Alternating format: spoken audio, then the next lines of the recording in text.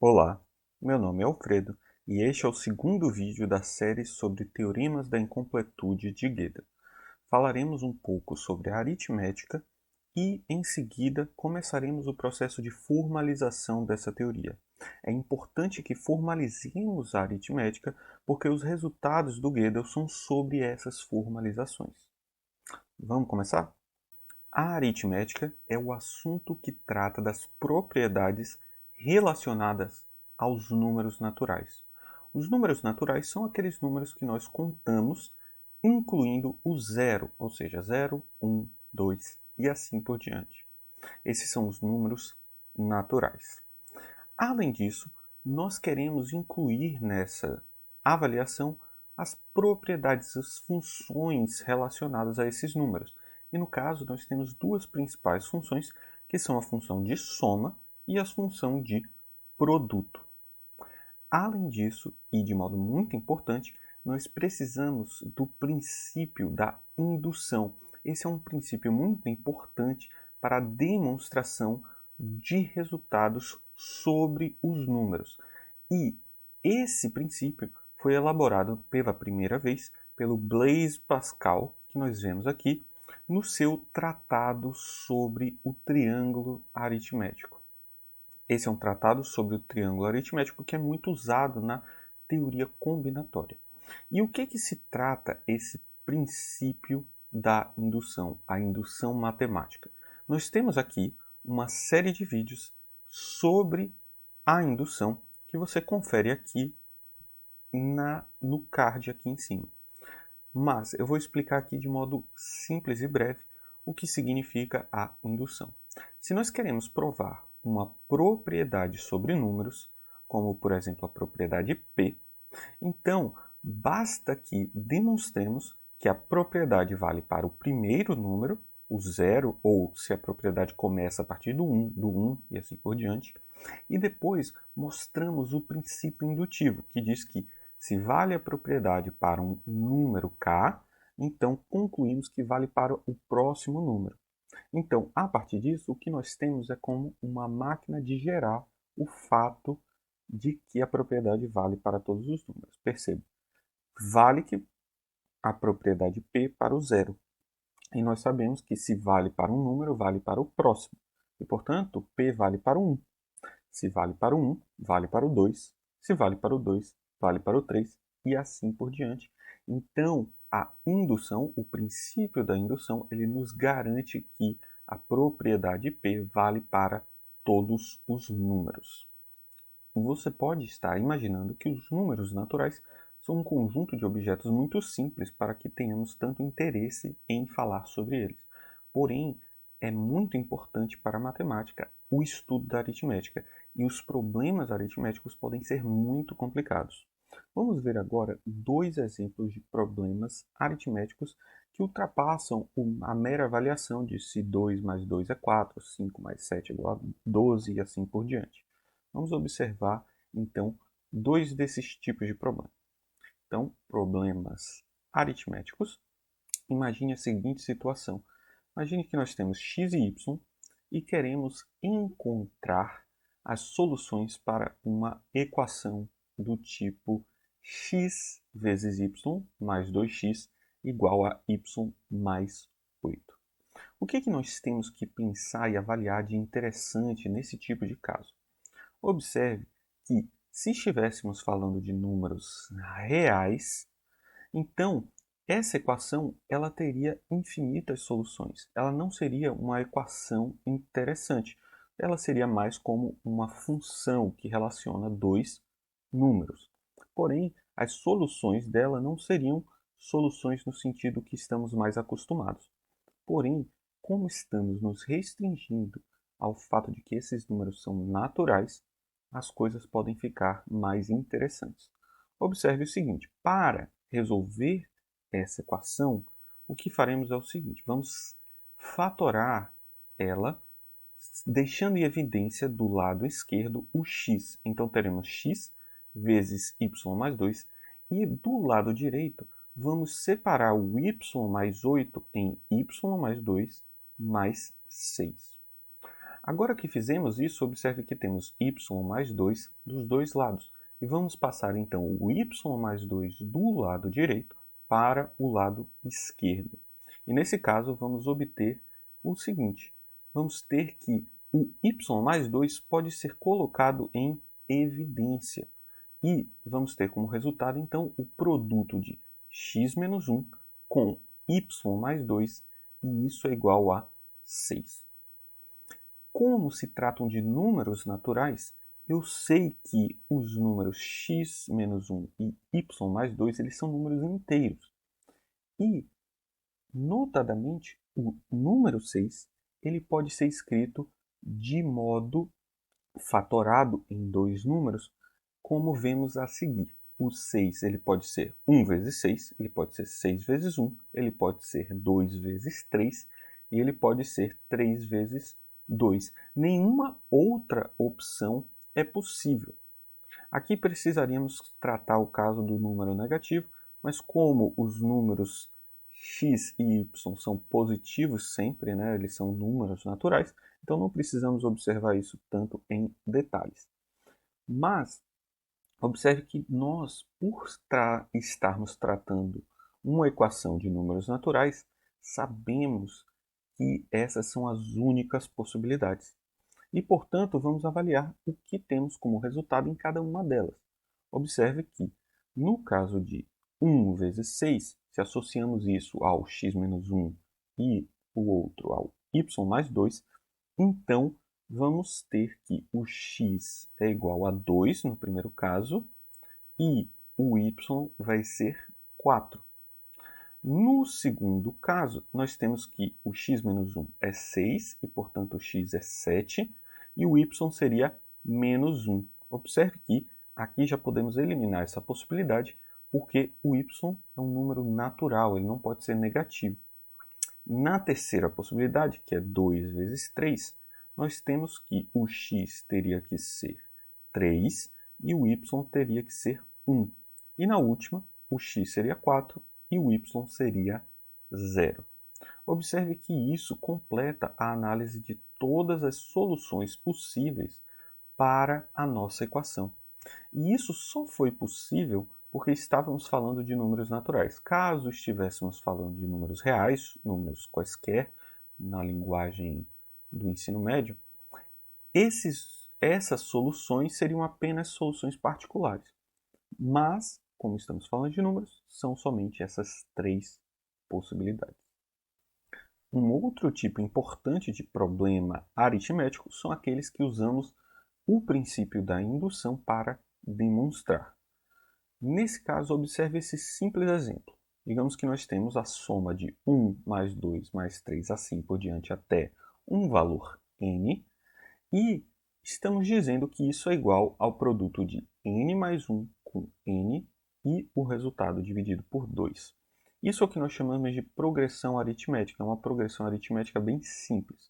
Mas vamos usar o princípio da indução para demonstrar que, de fato, essa fórmula captura a soma dos n primeiros números. Observe o seguinte, nós temos que o princípio da indução, ele nos diz que temos que provar que vale para o primeiro caso, e nesse caso seria o número 1. Observe que teríamos 1 do lado esquerdo e substituímos no lado direito 1. Vamos ter 1 mais 1 vezes 1 sobre 2. Isso é 2 vezes 1 sobre 2, que é 1. E, portanto, de fato, a equação corresponde à realidade no caso do n ser 1. Então, nós checamos para o primeiro caso. Agora, para fazer o passo indutivo, o que faremos é supor que a equação vale até um número k qualquer e provar que vai valer para o próximo número. Ou seja, vamos fazer o seguinte, escrevamos a suposição de que vale a equação para a soma dos k primeiros números. Agora, temos que usar esse fato para demonstrar que vale que a soma dos k mais 1 primeiros números corresponde ao que é dado pela fórmula que escrevemos acima. Então vamos fazer o seguinte, vamos usar a equação que nos foi dada e vamos somar o próximo número, que seria 1 mais k. Observe que nesse caso, usando a equação de cima, nós temos que somar também do lado direito o número 1 mais k. Agora o que vamos fazer é observar o que acontece no lado direito e vamos mostrar que ele de fato se adequa ao que está escrito na fórmula lá em cima. Observe o seguinte, vamos primeiro colocar em evidência o 1 mais k e vamos ter nesse caso k sobre 2 mais 1. Isso é igual a 1 mais k vezes k mais 2 sobre 2. O que fizemos aqui é uma simples soma dessa fração, né? K sobre 2 mais 1 vai ficar 2 sobre 2 no 1, vai ficar k mais 2 sobre 2. E agora temos que ajustar essa equação para ficar exatamente no formato dado pela equação. Então vamos observar como fazer isso. Nós temos então k mais 2 vezes k mais 1 sobre 2. E agora vamos separar o k mais 1. Ele que tem o papel do n da nossa equação. Então, no primeiro termo, que é k mais 2, vai ficar k mais 1 mais 1 vezes k mais 1, que já é o próprio k mais 1. E tudo isso sobre 2. Observe que isso é exatamente o que está dado pela equação original, que é 1 mais n, no caso 1 mais k mais 1, vezes n, no caso k mais 1, sobre 2. Então, a partir do fato de que vale a equação para um número k, sabemos que a equação também vale para o próximo número. Então, se vale para o 1, para a sequência dos primeiros 1 números, então vale para o de 2. Se vale o de 2, vale para o de 3. Se vale para o de 3, vale para o de 4. E assim por diante, vale para todos os números. Então, pelo princípio da indução, nós temos que vale a propriedade, no caso, o fato de que vale essa equação para todos os números naturais. Agora vamos fazer o processo, vamos começar o processo de formalização da aritmética. A aritmética foi formalizada por diversos matemáticos em diversos momentos. Mas a primeira vez que a formalização da aritmética ganhou corpo e se tornou padrão foi quando o matemático italiano Giuseppe Peano, em 1889, formalizou a aritmética. A primeira coisa que vamos observar nesse tipo de formalização é o modo como representamos os números. Nós temos os números 0, 1, 2, 3 e se queremos fazer uma formalização, precisamos dizer como escreveremos os números nessa teoria formal. Nós temos diversas opções para como tratar esse problema. Podemos, como primeira opção, dizer que cada número tem um símbolo em particular para ele na nossa linguagem formal. Ou podemos simplesmente usar a forma de numeração que usamos no dia a dia, que é usando os dígitos de 0 a 9. Isso tem uma complicação adicional, que seria o fato de que temos que escrever regras do sistema formal para fundamentar o modo como combinamos os símbolos.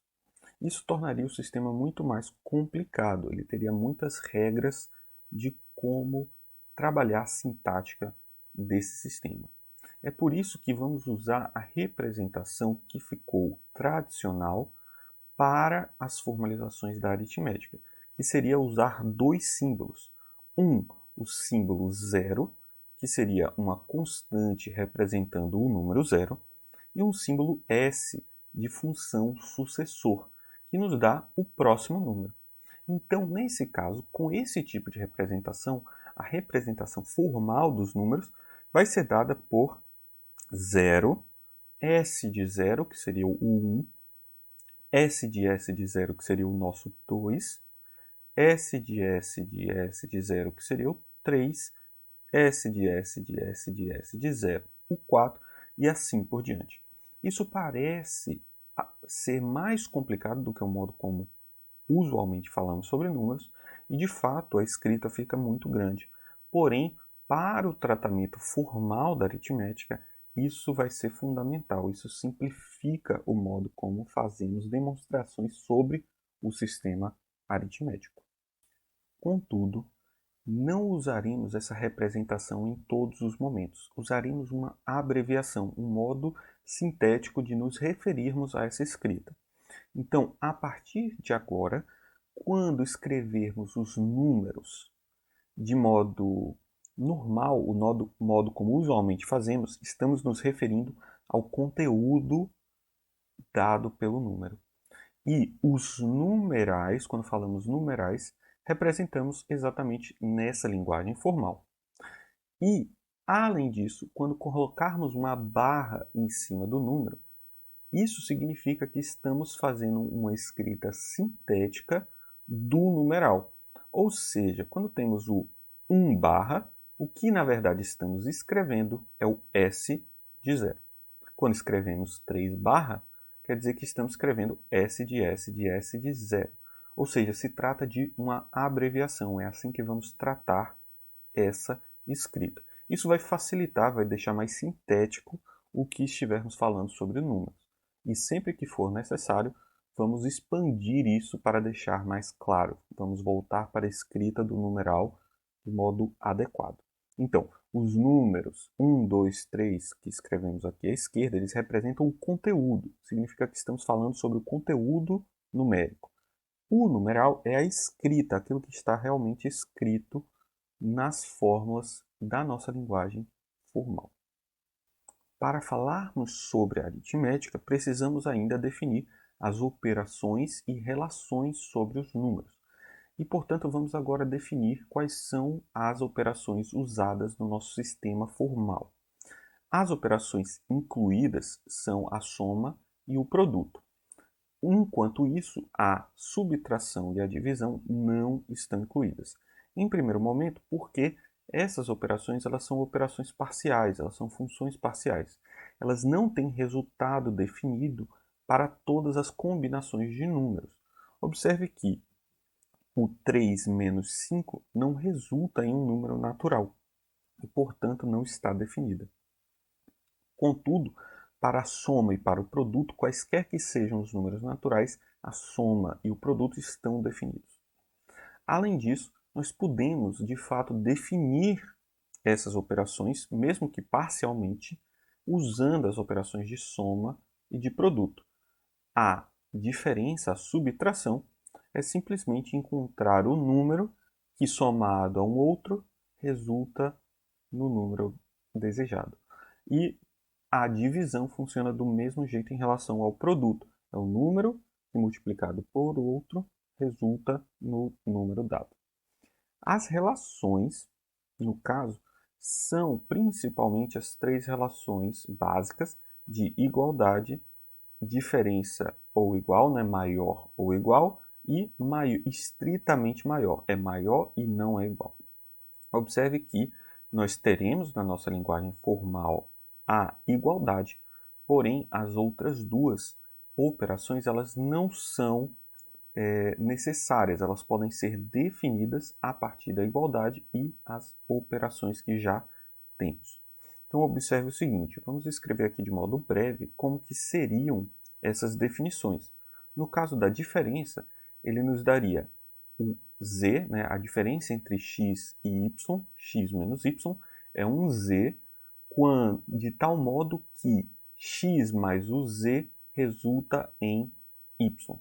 Certo? Se você olhar para a equação que está escrita aqui, você poderia pensar que você passa o y para o outro lado diminuindo. Você teria aqui z é igual a x menos y. Porém, lembra, nós estamos falando aqui da aritmética, então a operação de subtração ela não existe. Nesse caso, nós precisamos garantir que o x é, de fato, maior ou igual ao y.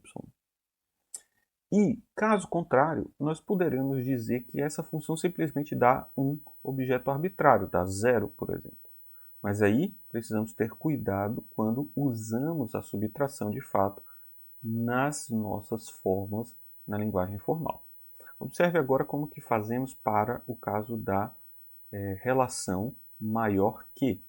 Vamos dizer que x é maior ou igual a y, isso pode ser definido como existe algum número, um número z, que somado ao y resulta em x.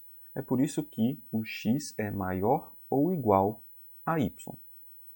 Com isso, nós finalizamos a discussão sobre quais são as linguagens, quais são os objetos linguísticos necessários para falar sobre a aritmética. O que precisamos agora fazer é descrever como que esses símbolos devem ser manipulados dentro do nosso sistema formal. E isso é feito a partir da inclusão de axiomas. No caso, vamos observar o que acontece com a soma. Como que operamos a soma? A ideia é dizer duas propriedades principais sobre a soma, como escrevemos aqui. Observe que a soma ela é descrita a partir do fato de que para quaisquer números, x e y, essas duas propriedades têm que valer. X é igual a x mais zero para qualquer que seja o x. Ou seja, estamos simplesmente dizendo que o zero ele é neutro em relação à soma. E da mesma forma, ou de modo semelhante, estamos dizendo que o sucessor, o próximo número de x mais y, é a mesma coisa que somar o x com o sucessor de y. Escrito em linguagem que estamos familiarizados, é a mesma coisa que dizer que x mais y somado 1, ou seja, o próximo número, é a mesma coisa que somar o x com o próximo número do y, o y mais 1. Agora, usando essas duas propriedades, nós podemos demonstrar, por exemplo, um fato muito simples, que 5 é igual a 3 mais 2. Observe que aqui estamos já agora usando os numerais, aqui são os símbolos, não estamos falando do conteúdo desses números. Então é importante, quando estamos falando sobre isso, pensarmos nisso como símbolos e as regras que usamos para manipular eles estão dadas pelos axiomas. Usamos somente elas para trabalhar com esses símbolos. Então, o que vamos fazer nesse caso? Observe que nós temos o 3 mais 2, e vamos começar com isso. E o 3 mais 2, reescrevendo isso, é a mesma coisa que dizer que temos o numeral 3 e o sucessor do numeral 1. Lembra, esse 3 com a barra é simplesmente S de S de S de 0. E o 2 é S de S de 0. Aqui, ao escrever do lado, como está do lado direito, estamos apenas enfatizando que estamos separando um desses S. E agora, observamos o que está acontecendo na segunda regra. Nós temos x mais sucessor de y. Isso é igual ao sucessor de x mais y. E, portanto, podemos aplicar a segunda regra e obter que isso é igual ao sucessor do numeral 3 mais o numeral 1. Fazemos o processo de destaque da operação de sucessão novamente agora para o 1. Então, vamos ter 3 mais o sucessor de 0. E, nesse caso, usamos novamente a segunda regra e obtemos, nesse caso, o S de 3 mais o 0. Agora, o que precisamos fazer é observar a partir da primeira regra, que diz que qualquer número somado com 0 é o próprio número. Então, vamos ter que 3 mais 0 é o próprio 3. E, portanto, temos que S de 3. Observe que o 3 é simplesmente S0. Então, escrevemos isso agora de modo extenso e observamos que isso é simplesmente a representação do 5. Isso é uma forma, uma prova formal dessa relação usando a linguagem que estamos aqui introduzindo. Fazemos, por fim, uma demonstração a partir da operação de multiplicação. E por isso incluímos mais duas propriedades, as propriedades que descrevem a multiplicação. Vamos dizer que 0, quando multiplicado por x, resulta em 0, ou seja, 0 ele multiplicado por qualquer número resulta no próprio 0.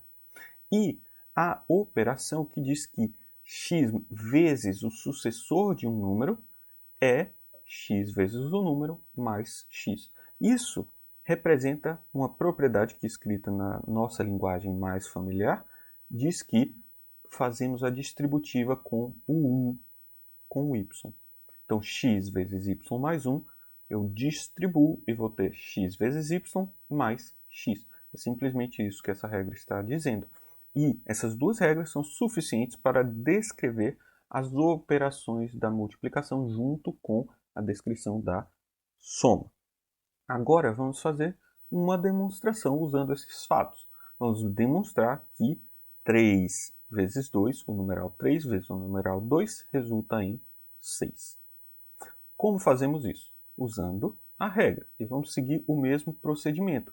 Vamos primeiro destacar que o 2 é o sucessor do 1. Lembra, aqui não estamos fazendo nada.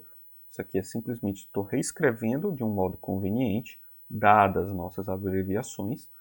E agora aplicamos a segunda regra, que diz que um número vezes o sucessor dele é ele mais o outro mais o 1.